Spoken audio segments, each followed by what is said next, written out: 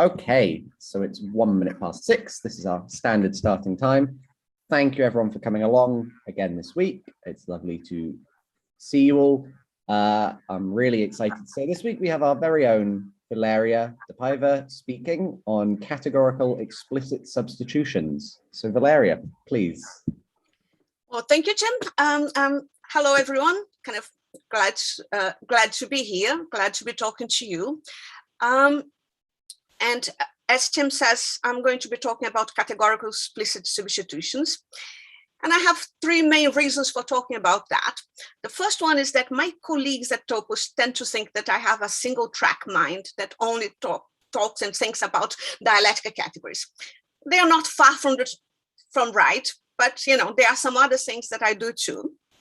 And the second thing is that time gives perspectives to some of the things that one's done in life, and I wanted to kind of go back to something that I was doing while I was in Britain, and kind of see what I thought was the most important from that stuff. But mostly the reason I wanted to talk about categorical substitutions is that I do want help to finish a few things. So stay tuned for the places where I need help. See, always the problem. We did check a minute ago, didn't we? But first I need to say thanks for all the fish, guys. So this is my friends from Birmingham, and Martin, Eike Ritter, and Paul, and Achim Jung, and Paul Levy, and lots of friends. And then Neil, Mili Maietti, and Paula Maneja, who kind of were part of the xSLAM team. And the xSLAM team is this kind of work that I want to talk to you about today. But I thought I should also kind of remind everyone of the academic father of this collection of ideas, and that's Pierre-Louis Courrian, who just got a prize last year for his work on categorical abstract machines and categorical combinators. And he's the co-founder of this subject academically. So as I was saying, I want to talk to you about the xSLAM project, which stands for Explicit Substitutions Linear Abstract Machine. And this whole project came about in a fairly reasonable way. So Eike Ritter, who you just saw in here, had finished a thesis under Andy Pitt's supervision in Cambridge on categorical combinators for models of constructions. And I had finished a thesis on models of linear logic and linear lambda calculus, the derivation of the linear lambda calculus from the categorical semantics. So we decided to put the two projects together and create this other project about categorical abstract machines for linear functional programming. And that was a project that EPR decided that was good enough, and we run from 1997 to 2000. And 20 years later, as I was saying, time gives you perspective.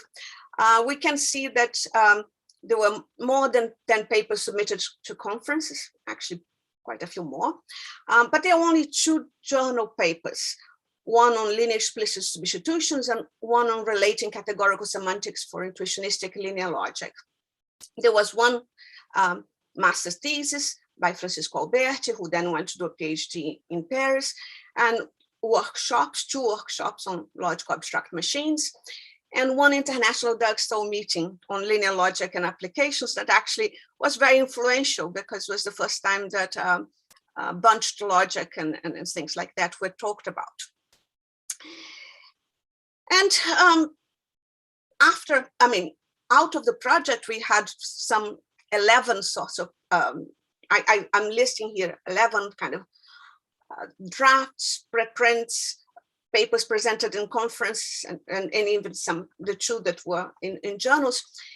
And I wanted to finish some of these things that I left as loose ends, because In 1990, end of 1998, I moved to the United States, and with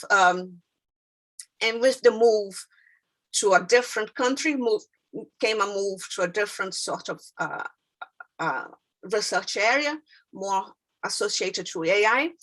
And some of the things that are here have not been completed to my satisfaction. I kind of put a little picture there to remind myself that, okay, that was not very good. I mean, especially talking to the young ones, that was not a very good academic practice. People should be better than that. But on the other hand, 4 years and 12 papers, or around a dozen papers, and especially knowing that there was a baby born in the middle of this 4 years, kind of doesn't sound too bad. And I forgotten to say, but I actually gave a talk very similar to this one in the Cambridge Category Theory seminar recently. But I actually kind of wanted to say more things here, so kind of let's see if it works. So 20 years later, there is a saying kind of in industry that that takes something like 20 years to get something from the universities and put it into products. And 25 years later, we had I had this tweet from Alan Jeffrey, who was working at Mozilla at that stage. Now he's in Roblox, and saying, well, look, the Gang of Four paper kind of explaining how to get linear lambda calculus from the categorical semantics is now in Rust, a language that Mozilla is pushing in a funny ways.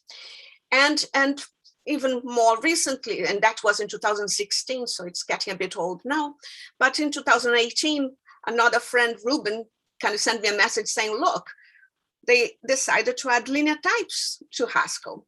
So, hopefully what this means is that eventually stuff that we're doing that early on is now possibly getting into industry for real, in applications for real. So then you kind of might say, well, I mean, okay, I heard about linear lambda calculi, and I've heard about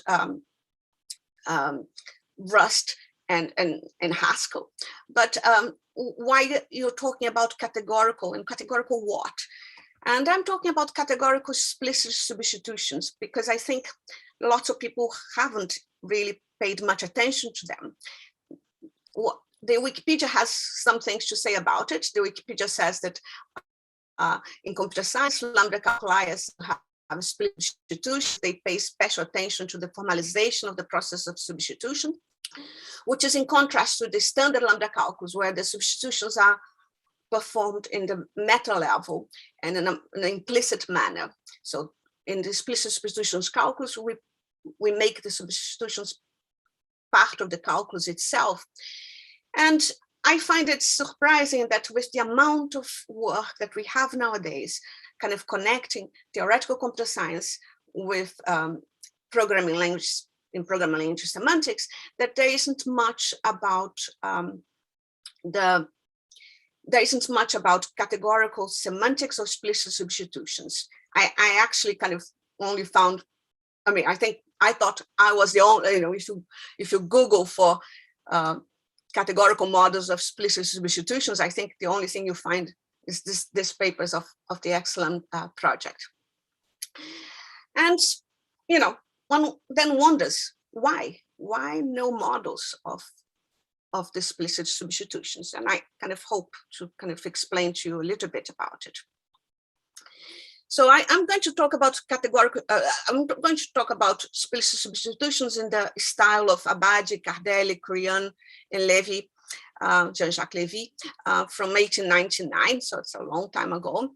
And as the Wikipedia again explains, the thing existed before, the explicit substitutions existed before, they came from the Automata project in the Netherlands, but Abadi, Cardelli, Krian, and Levy were the ones who actually made it into a theoretical a point in theoretical computer science, something that people studied in theoretical computer science. And they explained that the reason for doing that is that if you want to implement the Lambda calculus, then you have to be careful on how you deal with substitutions. It's all very well to write papers and to kind of have the Baron-Deck convention that do the right things and don't worry and do not let your substitutions capture variables and stuff like that. Just do the right things. But when you try to implement do the right things, you end up with serious problems of to show that you are actually doing the right thing. So as they say, the correspondence between the theory and its implementations becomes highly non-trivial, and the correctness of the implementations can be compromised very easily. So that's why one wants to do it. And here you see the kind of the reason why I kind of wanted to do it is because I actually kind of worked quite a bit on this idea of Curry-Howard correspondences.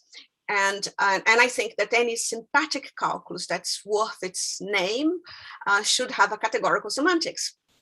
And, I hope for this audience, this doesn't sound outlandish, but of course, in lots and lots of places that I talk to people, especially here in Silicon Valley, but in other places too, they do not think that a categorical semantics is anything worth having.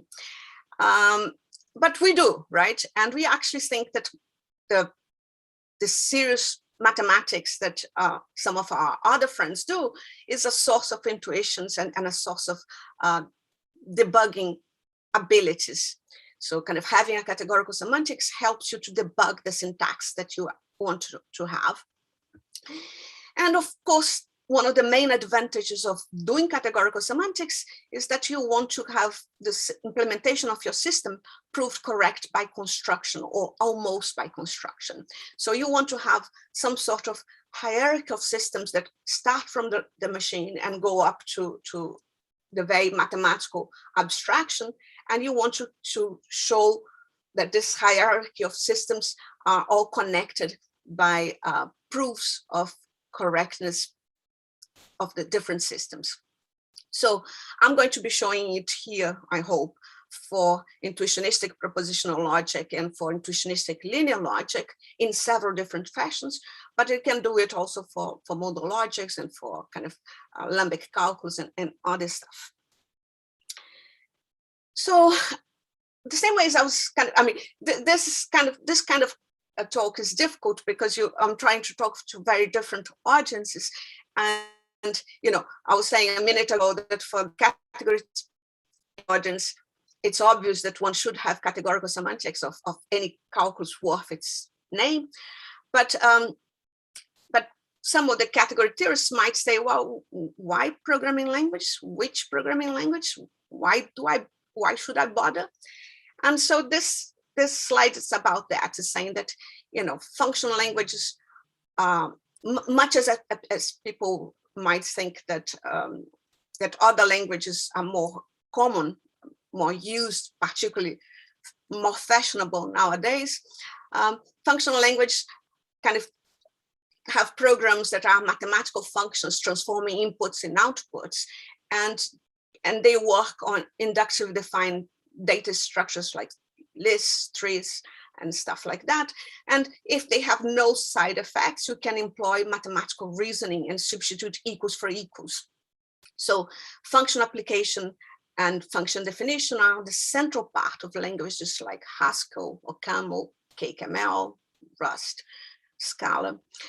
Perhaps things start getting a little bit more debatable kind of very, very quickly. And they normally have strong type checking, which means that they can detect many errors already at compile time. So, this is all very, very traditional programming language ideas. And I have to say that, as I was kind of hinting before, there is an awful lot of work on explicit substitutions in rewriting theory and kind of theoretical computer science, but they tend to be much more from the point of view of thinking of it as a syntactic theory, and kind of thinking about that in terms of properties that you want to prove and things like that, not so much about the use that you're going to put your explicit substitutions to. So I'm not going to talk about the things that people normally talk about when they're thinking about the syntactic theories as their main object of study. So I'm not going to talk about intersection types or evaluation strategies or dynamic types or patterns of proof nets or any of this stuff here. In particular, I'm not talking about explicit substitutions reductions, which are kind of one of the important things, but for most of this work. But, you know, I want to do more in the direction of the more mathematical, the modeling in terms of categories. So I have traditional stuff altogether. So it's not lambda calculus in modern dress, it's in old dress. It's as usual. So you have terms, variables, lambda terms, and applications, and you have types, G for ground types, whichever ones you want to have, plus just plain plain implications. If you think logically, plain functions, constructions, A implies A, and we just kind of single out well-formed terms, checking that correct argument was supplied. And the judgments are the traditional ones again. We have this the definition. I mean, the initial kind of judgment that says that if X in A always proves X in A with a gamma collection of other pairs of type assignments, we have lambda introduction and application of functions. And we construct a Turing complete language by adding recursively defined functions via letrec and the defined data structures like lists, trees, etc. that we're talking about. And the whole engine of this kind of idea is computation done via beta reduction. So the substitution is really very essential in this kind of traditional style of using lambda calculus. And the usual way of dealing with substitutions is to create environment machines. So you reduce lambda terms into an environment, and an environment is just this collection of variables with their types. And so a list of bindings, and you kind of have this notions of terms and rewrites, and you kind of create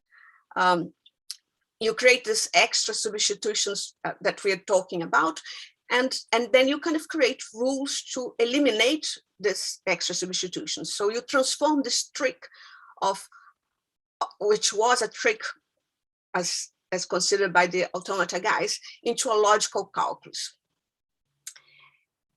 And here's the calculus, the lambda sigma calculus that I'm taking as paradigmatic of this kind of stuff. So you, as I was saying, you have two kinds of things that you can do with your substitutions. You can, you have an empty substitution, which is this first rule here, and you can add a term T for X to a collection of substitutions that I'm calling F. And I'm calling it F because you think like me that they should be morphisms in a category. And you apply one of the substitutions F to a term T, and that's the third rule, third judgment or inference rule here. And you can compose substitutions by themselves. So if I have a collection of substitutions F and another collection of substitutions G, I can do one after the other. And there are two key ideas of this calculus, right? One is that every lambda sigma term has to be equivalent to a traditional, the more academic lambda calculus term, and that contexts of where you have a variable defined as being of type A times B, it's not the same as a context which has a variable of type A and a variable of type B, but they have to be isomorphic. So I thought I should stop a minute and kind of to give a description of the same sort of thing but from Delia Kesner, who is one of the people mostly associated with the idea of explicit substitutions. And she has the summing up of what explicit substitutions are about in Logical Methods of Computer Science, 2009, a theory of explicit substitutions with safe and full composition. So we agree in most of the things that we are saying. So she says that explicit substitutions kind of give us a better understanding of the execution of higher order language. They transform the qualities of the specification into a set of rewriting rules, which that's what we've been seeing before, right? We have rules of equality that we kind of trying to kind of orient to make rewriting rules. As she says, composition of substitutions allows for more sophisticated interactions. A logical system where the reduction rules behave like cut, that's what we were thinking of the explicit substitutions like, kind of the cuts that you're kind of making into your proof or your program. And as she said, and that's the bit that we don't agree very much, because she says that Paul-André Méliès kind of counterexample in 1995 shows a flaw in the design of the explicit substitutions calculi. And then she goes on to say that there are several different ways to avoid Méliès counterexample and recover the strong normalization property.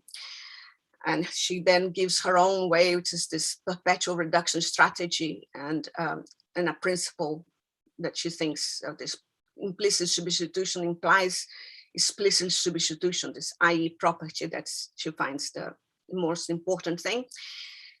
And then that's where the intersection types, as well as some more traditional rewriting comes in, rewriting in the shape of von Ostrom's Z property to show confluence comes about. But so that's her theory of how things should go. And as I was saying, ours is very different because it kind of comes from the categorical semantics. So we kind of wanted to know which calculi of explicit substitutions we should use, which term constructs we should require, which equations we should have. And we would like to know how to do that for different logics if we think that explicit substitutions are such a good way to connect implementations to their presentations, to the more higher level presentation of the calculi. Our methodology is to extend the Curry-Howard, and as I was saying, it's category theories as syntax debugging. And here is the place where we start diverging from some people, because we kind of want to have internal language theorems, which will give us our term constructs and our equational theories. And we agree that that they should, the explicit substitutions model should contain a model of the underlying Lambda calculus, and we want the context, as described before, to be isomorphic. Now, when we're kind of doing that for the traditional calculi, like intuitionistic propositional logic. Sorry, Valeria, can I just can I ask a small question? Sorry, feel free to push this to the end if it's a big question, but so I understand the first of these ideas that you want like the underlying Lambda calculus to kind of embed into your explicit substitutions, but where does this second idea come from? This fact that you don't want product types to be exactly pairs in a sense? Well, the thing is, Jim, think about that in slightly different ways. Think about the fact that, if you want them to be exactly the same, if you want A times B to be exactly the same as X in A and Y in B, then you are forcing your calculus to have a notion of product. And functional programmers don't want calculi to have notions of products all the time. It's an extra. So Bart Jacobs many years ago had a paper saying you don't have to have products in your functional languages if you don't want to have them. It's not forced on you. So here we have a similar sort of situation, but actually it's worse because we don't have the ability to think about real products because we want to deal both with linear term calculi and with traditional calculi in the same system. So that is different, right? Okay. Good question. I mean, didn't digress much, and it's going to come back. So good.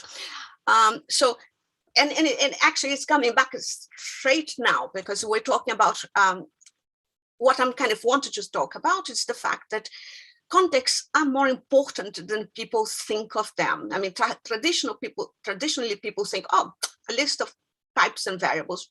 Who cares? It's obvious. But as I was saying, if you want to do things linearly, you have to be careful about how your list is constructed. And in particular, if you want to do dependent types, you've got to be very careful on how this list is constructed because, things are not commutative anymore. And, they are not real products, Cartesian products as we know them. The telescopic things are different. And so there are all sorts of situations where they are not, you shouldn't take them for granted. So what we will do here is to say, okay, we want to have a notion of contexts that are modeled. I mean, the traditional notion is that they are modeled by Cartesian category and the objects are contexts and the morphisms as substitutions work fine. And the Cartesian structure is given by some sort of parallel composition because you can always introduce a new type binding, a new variable. You just grab it from anywhere and add it in with a different type. And kind of even in the traditional times, you can think about the terms as an index category over that. And that's why I'm saying that we're now going for more sophisticated mathematics because we're going to get our index categories, which we think of as being the same as vibrations. It's just that we are kind of afraid of vibrations, so you prefer to call them index categories. And so we have this morphisms in the contexts are going to be, sorry, not the context. The contexts are just the base category, and they are just these collections of lists of types and variables. But we have the main engine of the substitution, which is the reindex functor, and we kind of have the ability to think about the judgments in the type theory as morphisms in the fibers. And we have this index category then for traditional explicit substitutions. And there's lots of things that are good about that, right? The lambda sigma equations come straight from this from this consideration of, I mean, let me kind of get it right. It's not that the lambda sigma paper talks about index categories at all, but that's what they were thinking about, because when the equations that they came up with are directly descriptions of what is happening categorically, or at least we can see it after the event as being such. So the identity is just the composition on both sides. The functoriality of the substitution is the application of the empty substitution to the term T. You have associativity of the composition of different collections of substitutions. You have you can then prove soundness and completeness, but then so that works fine for simply typed lambda calculus. But if you want, like me, to do linear things, you have a problem, because the identities in the fibers require judgments of the shape that we saw before. Gamma x in A proves x in A. So I have to throw away the gamma somehow if I want to do it for linear stuff. And I have no syntax for forming substitutions from the terms as given in the index category sort of setup. So the solutions that we have are the things that we call context handling categories. And there will be two kinds of context handling categories. There will be Cartesian context handling categories, which kind of corresponds to the things that we're seeing as index categories, and the linear context handling categories. And one first thing that you need to do is you need to remove the identities. So instead of having an index category that is a functor into cat, you're going to go into sets. And then you create these two natural transformations that explain how the substitution works in the fibers. And you use the Untitled lemma because you cannot get away from it, and you get the equations that you actually want to have. And this works both linear and non-linear. And you can read carefully about it. But of course, that is just about handling the context, right? I haven't done anything about the type constructors that we have. So I have to add the type constructors both for Cartesian products. So kind of, I mean, I don't need to add the constructors for the Cartesian product, but I do need to add the construction for the implication and the equations that they satisfy. And I then kind of also can do the same for the linear type structure, which is something that we call the L categories. And I have to introduce more syntax to deal with the tensor product. But the category theory is guiding the design of the calculus, so it works okay. And, you know, the point about linear logic is not to have simply linear categories or simply Cartesian categories. We have to have them both. So you actually wanted to have the bank commonad arising arising because of the monoidal adjunction between the CCCs and the SMCCs. So you kind of have to have that same sort of idea of the NLL calculus in the case of this context handling of this almost index category that deal with substitution as part of the calculus. And then you have kind of lots of theorems. If you like your theorems, you have 3 theorems for the E, which are the original Cartesian categories, 3 theorems for the L categories, and 2 theorems for putting together the E categories and the L categories. And the theorems are kind of the obvious things that you want, right? Because, you know, you want to show that your definition is a correct definition. So what that means, it means that, say, every E category contains an underlying CCC, and every CCC extends to an E category in an isomorphically clever way. You have to have soundness of the type theory, so you can show that you can model the lambda sigma calculus into an E category, and everything that happens in the lambda sigma calculus happens in the categories too. And you have completeness, which is this business that if you have 2 morphisms in the E category and they are the same, then the equality between them was proved before in the type theory, could be proved just in the type theory itself. And you have some 3 theorems similarly for the L categories, and for the putting the things together, you use Barber's dual calculus and our version of adding explicit substitutions to the dual calculus. So this is the end of the talk that I gave in Cambridge, and what it's saying is that, and I need to say, I'm doing fine. So this, because I want to talk about another example after this one. So, but the first example finished here because, you know, we're thinking that, okay, index categories are inherently nonlinear.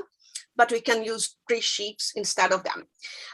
Explicit substitutions are tricky to model using category theory because extensionally they are equivalent to their underlying calculus. So, you know, as Jim and I were discussing before, you want to know that they are inside the things that you're modeling, but you want to know also which ones are the traditional things and which ones are the new ones that we are actually kind of adding to help us prove that the implementation works.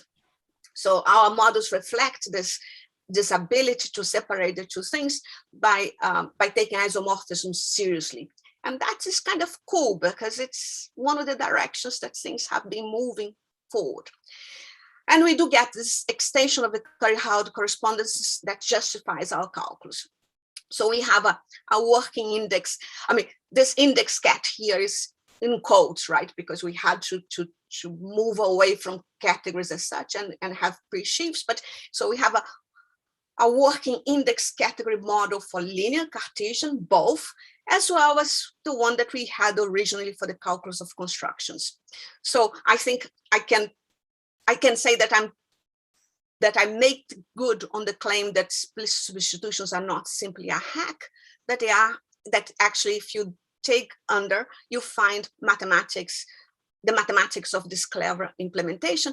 And you actually kind of have to use, as I was saying, kind of ideas of index category and fibrations, which kind of people used in completely different setups to actually come up with this model that is Curry-Howard correspondent to the calculus that we wanted. So this, as I was saying, is one of the bits of the several papers, the 12 papers that we saw before that that has not been written and published in a journal, and I want to do it. But there's another one that I think it's even more interesting from the perspective of logicians, because you know the one that I just showed you is about making sure that implementations follow what we wanted them to do abstractly, and that we actually have ways of proving correct our implementation of things. Now here I want to talk about a better type theory for better implementations, and you know, and this is a paper called Categorical Models for Linear and Intuitionistic Type Theory with Mili Maietti, Ika Ritter, and myself. And I have to reset the button and say, come on, forget everything we saw until now and just kind of let's start afresh. There are lots of type theories for linear lambda calculi, but I know of 3 which have categorical models and prove that these categorical models are sound and complete. And these are the linear lambda calculus of the Gang of 4, kind of by Benton, Bierman, me, and Martin Hyland. The dual system, which was a PhD thesis of Andrew Barber, a student of Gordon Plotkin, and you can read his thesis in the technical report, and the NLL system of a Benton with lots of suggestions of other people before. And this have proved correct to them. And you might say, well, and the models are kind of, you know, the linear lambda calculus, the ILL, has this a linear category is a symmetric monoidal closed, an SMCC equipped with a linear monoidal comonad such that the co-Kleisli category of the comonad is Cartesian closed, and there's loads of conditions that no one can remember.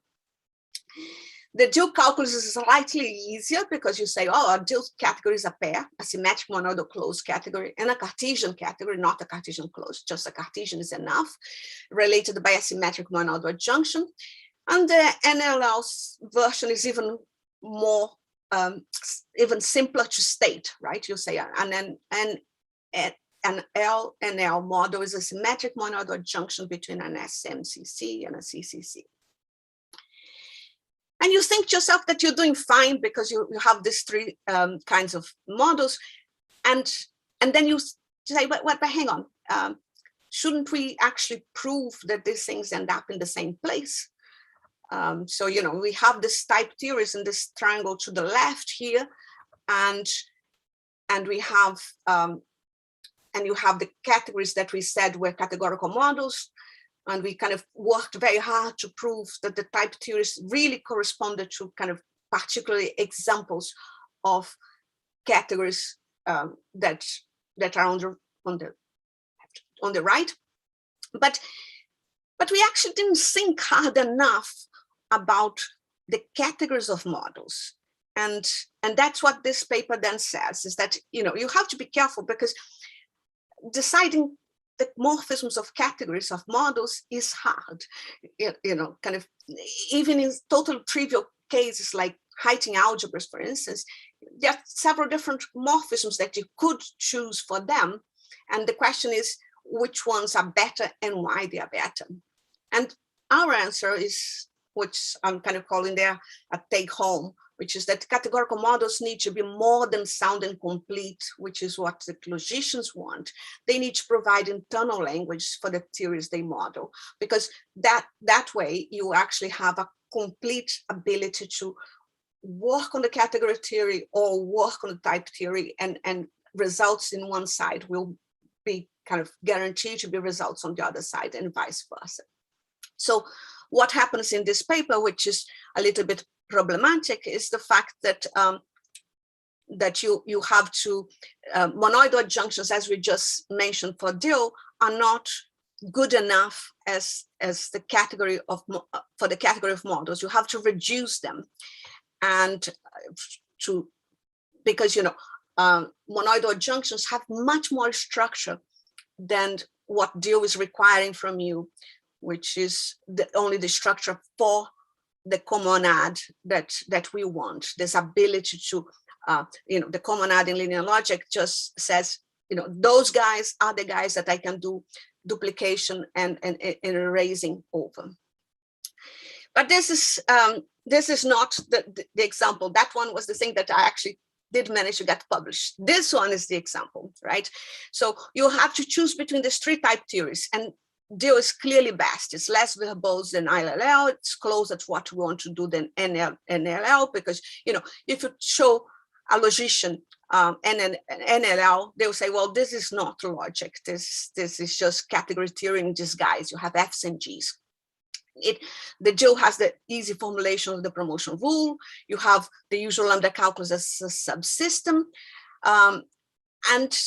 And then the functional programmers look at you and say, okay, fair enough. But actually, what I want is to have two function spaces, the normal function space and the linear function space in the same system, because that makes the reuse of the libraries that I had much better, much more direct. And then you say, oh, okay, but then I have to provide you with a different categorical model, because this system is different. The reductions are going to be different. The proofs are going to be different. And this is, so yeah, so if you have two function spaces, but no modality, because that's what you want to, not to have to say anything about the modality, how do you model that categorically? And that's again where we need deeper mathematics of fibrations or index categories. So the calculus is totally trivial, and people kind of do go from Dill to that without batting an eyelid. So the idea is just that you take your context and separate it into two bits, the linear bits and the intuitionistic bits.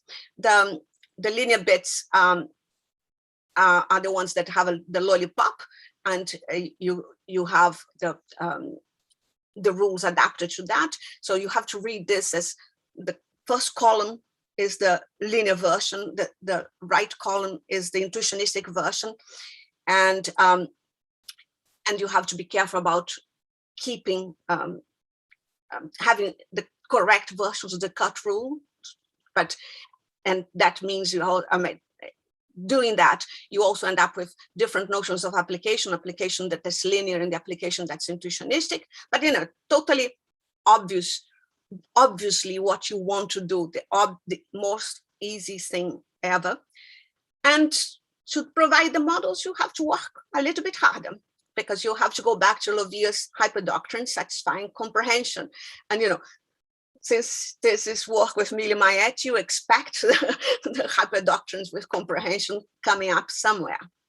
And so it's similar to what we discussed in the first example, in the fact that the fibers are now symmetric monoidal closed categories with tensor products, and they model the linear constructions. And but the fibering system is done over the intuitionistic system. And so, just as in previous example, we can prove soundness, completeness, and internal language theorems. But there's something missing here, which is about what is that. I mean, it works very well for this example, but what can be changed? For which logics can we do this kind of stuff? And what are the limitations of the method of this fake index category functors? The main thing that we do is this business that everyone knows, that, you know, if you have a collection of substitutions, you want to kind of have fibers over this of the context and pull back. But so I'm getting to my conclusions. These are the final conclusions.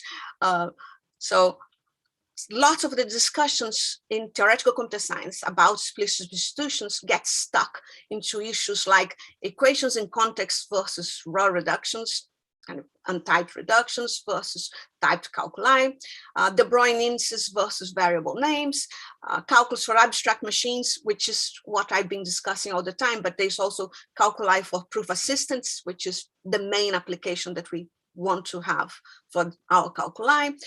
And you know, these issues shouldn't be issues for anyone. Everyone who kind of can do this stuff should be able to do it in all the different possibilities, right?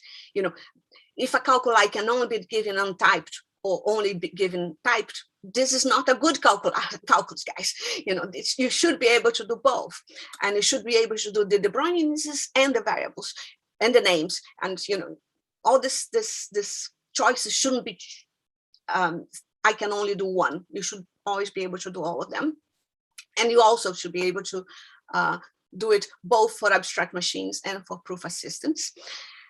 Our explicit substitution calculus has been driven by the correspondence with the well-established categorical semantics. Dr. Ritter has showed that the reductions used in abstract machines always terminate, so we don't really need strong normalization for our designs, and or meta variables for our designs. And I think, you know, we kind of making good on this idea that category theory is actually influencing the syntax of things that are implementable and implemented. Good. My timer did work. So I think there's lots that I want help with, because I want to say lots about other explicit substitution calculi that I skipped.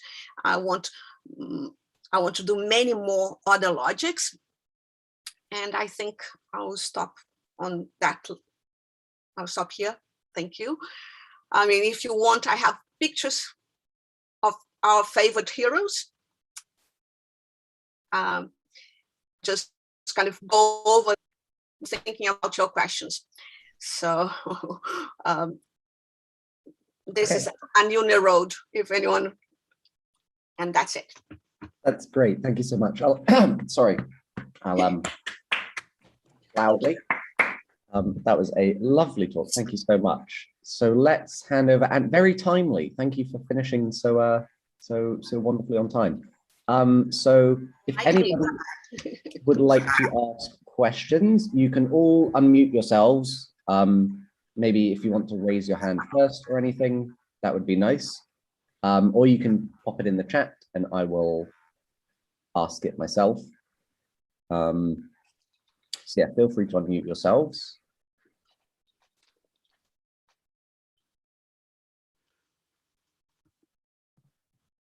Okay, and while people think, I'm going to ask a question, I will use my job as, you know, I have to ask a silly question. So that's my thing. So has really vague, but the moment you start talking about kind of like settings where you have like fibrations of categories and you have symmetric nodal structures and you have, I don't like, to me, you're talking about geometry. Like those are all like very key. And the idea, for example, that you have something that like can't be a fibration, it has to be a pre-sheaf, because it's like, this seems like a very interesting geometrical thing to study. So like, have people been looking into this side of things or not so much? Not so much. I actually kind of, when I gave this talk to the mathematicians in Cambridge, I actually kind of used the pictures from the fibration. I mean, I was talking originally about that in a meeting of mathematicians, and you know, two of the girls had given talks about fibrations in your kind of many of them. So, you know, I just used their pictures in my talk to say, look, that's, you know, we are taking inspiration from the talks of such and such and such and such, because that's what we're doing. We're saying we want to be more careful with our syntax, and you know, we kind of look at where we have seen this care with the syntax paying dividends, and that's in these notions of fibrations. I think that reminds me that I forgotten to mention that that's when I gave this talk, Martin Hyland said this business that that this is structured, categorically structured syntax, kind of, which, you know, it is a way of thinking of it. It's kind of saying, I mean, to me, seems a very different application of our normal ideas. But yeah, I totally agree. And I don't think I've seen anyone doing. I mean, I'm very frightened of geometry, I have to say. It scares me lots. So the closer you get, the more scary it is, I think. Okay, no, that's good. Thanks. It's a good answer to a vague question. Thank you. Does anybody else have any questions they would like to ask? Hey, hello. I'm Seth Chaikin. I'm kind of a beginner here. I'm wondering if you could give us a pointer to the malaise contradiction. Well, I think, yes, of course, I can talk about that. I think you mean Paul-André Méliès, he thinks, I mean, I don't think he has a very strong position one way or the other, right? No, I mean, a more elementary question. My question is, as a beginner, what is it? Oh, the question is, what's the difference between strong? No, what is the malaise contradiction? You want to know what's his counterexample? Yes. It's something to do with doing the substitutions and undoing the substitutions, and doing the substitutions and undoing the substitutions. So it's something about kind of not stopping. You know, strong normalization means you have to stop. So it's a setup where strong normalization fails. And it's people, people thought it would, if people thought in that context, they thought it wouldn't fail, but he discovered that it does. Correct. That's okay. Could you tell me where I could find out about it? Oh, it isn't, and it's one of his most famous papers. So, you know, if you go to his page, you find the, I mean, I can certainly send it to you later on, but you know, it's very easy to find. It's very famous. If you go to that paper that I mentioned. Okay, thanks. Kesner, great. Thank you. Yeah. Sure. I think Millie wants to ask something or say something. Yes, I saw a hand up and then it went down. So Millie, if you want to unmute yourself, then feel free. Yes, thank you very much, Valeria, for your talk. I would like to ask you, are there any kind of models with species substitutions besides the categorical ones? That's a good question, Millie. That's a good question. I think not. I think, I mean, when Paul Taylor, who's there somewhere also, saw this this abstract, he sent me a message this morning saying, well, you know, I have models of explicit substitutions, categorical ones too, and different. So I don't know. I mean, there might be precursors, but I don't think so, Millie. I haven't seen anyone saying we should have models. Yeah, I don't know for a fact, but I don't think so. Another question I have, another point, namely that with internal language theorem, we can classify models, namely those who satisfy the internal language theorem from those models which are still sound and complete, but they don't satisfy this. Yeah. And then we can argue that the models for satisfying the internal language theorem are the most general ones. And I would like to ask you, is there any logical property that can differentiate the calculi with explicit substitution from calculi with implicit substitution? So kind of more abstract property, say that we want to discriminate calculi with or without. I don't know if it's too vague a question, but no, it's not too vague. I think I see what you mean, and I think it's a very good question. Yes, there is. I mean, because there is this thing about the stuff of Delia's proving that the explicit substitutions correspond to cuts, but on proof nets. Then there is some connection there already, and the question would be then, if you don't like proof nets, which is my case, how can you see the connection that she sees using proof nets, using other methods like Lambda calculus, right? Or kind of category theory. It's this usual stuff that we know the things are there kind of in different shapes. So the question is how to find the shape that actually makes more sense to us. Or to me in this case, because I know you like, you said that you don't mind proof nets yourself, but kind of, I have problems with them just because I don't understand them very well. So what I'm saying is that using her insights into proof nets, maybe we can actually kind of get other information for ourselves. But that does not stop what you and I and Neil and Paolo were saying before, which is that this idea of making the explicit substitutions making the substitutions explicit really does help with the implementation process. Thank you very much. No, thank you. Thank you for the good talk. Good question. Good question. Thank you very much. Okay, that's wonderful. Are there any other questions from the audience? I guess I might have a question. It's about a topic that you said you weren't going to talk about. So if you don't want to talk about it, just reject the question. But I have not been as a set theorist, I have not been paying as much attention as I should to nominal sets, which seem to be aiming for similar things to what you're doing, but approaching from a totally different direction. And I have to confess that I look at these nominal set models and I say, oh, it's the basic Frankel model, dates from 1922. We should celebrate the 100th birthday, but other than that, I wouldn't worry about it too much. But they do seem to be looking in the same direction. And is there a connection? Should there be a connection and so on? There is connections, right?